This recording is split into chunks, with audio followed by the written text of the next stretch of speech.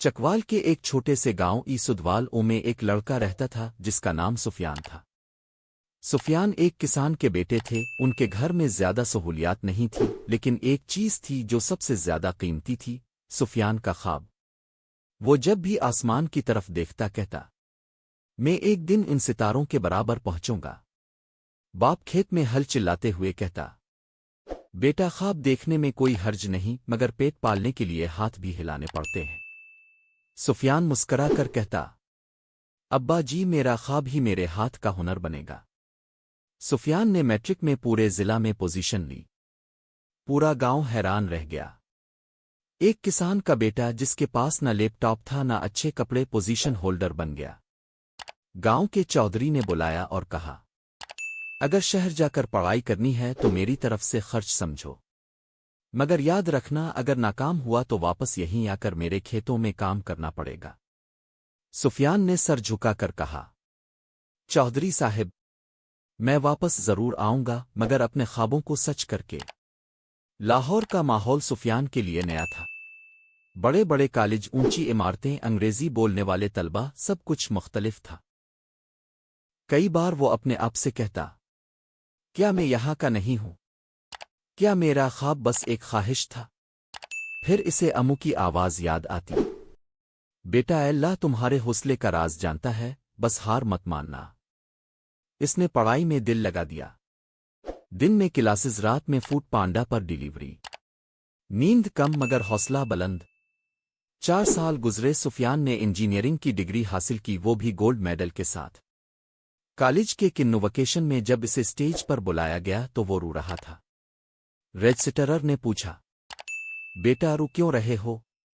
سفیان نے جواب دیا، سر یہ آنسو میرے خوابوں کی قیمت ہے، یہ وہ پسینہ ہے جو میرے باپ نے کھیتوں میں بہایا تھا۔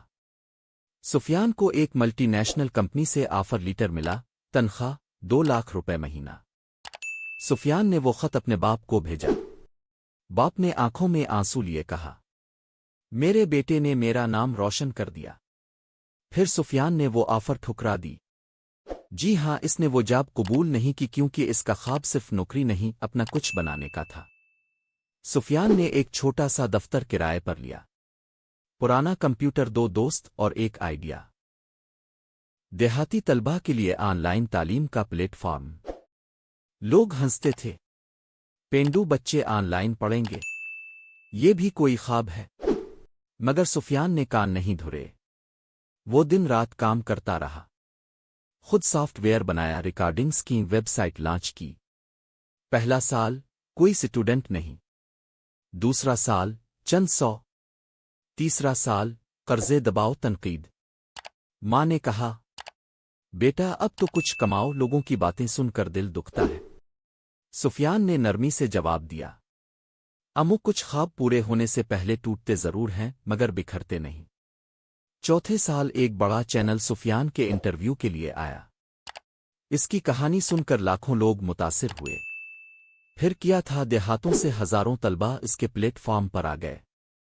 یہ اس کے سٹارٹ اپ کا نام تھا، جو اب پاکستان کا سب سے بڑا رورل ایجوکیشن نیٹ ورک بن چکا تھا۔ 5ویں سال اسے اقوام متحدہ کی کانفرنس میں مدعو کیا گیا۔ موضوع تھا innovation in rural education. Sufyan نے انگریزی میں تقریر کی، I come from a small village but I had a big dream. Big dreams need big courage and I had my mother's prayers and my father's sweat behind me. پورے حال نے کھڑے ہو کر تالیاں بجائیں۔ ایک دن ایک ہیلی کاپٹر گاؤں کے میدان میں یاترا، سب لوگ حیران۔ پھر اس میں سے ایک شخص نکلا، سفیان۔ وہ اب ایک کامیاب بزنس مین تھا، لیکن دل آج بھی ویسا ہی صاف، آنکھوں میں وہی چمک اور دل میں وہی خواب۔ اس نے گاؤں میں ایک جدید اسکول بنوایا جہاں وہ خود ہر ہفتے بچوں کو لیکچر دینے آتا۔ سفیان کی کہانی ہمیں سکھاتی ہے، خواب کسی ذات پات یا طبقے کے محتاج نہیں۔ وسائل نہ ہوں تو حوصلہ ہونا چاہیے۔ لوگ مذاق اڑائیں تو سمجھو تم درست راستے پر ہو۔ جب سب ہار مان لیں تب تم ہمت نہ ہارنا، کیونکہ یاد رکھو، بڑے خواب وہی پورے ہوتے ہیں جن کے پیچھے بڑا حوصلہ ہو۔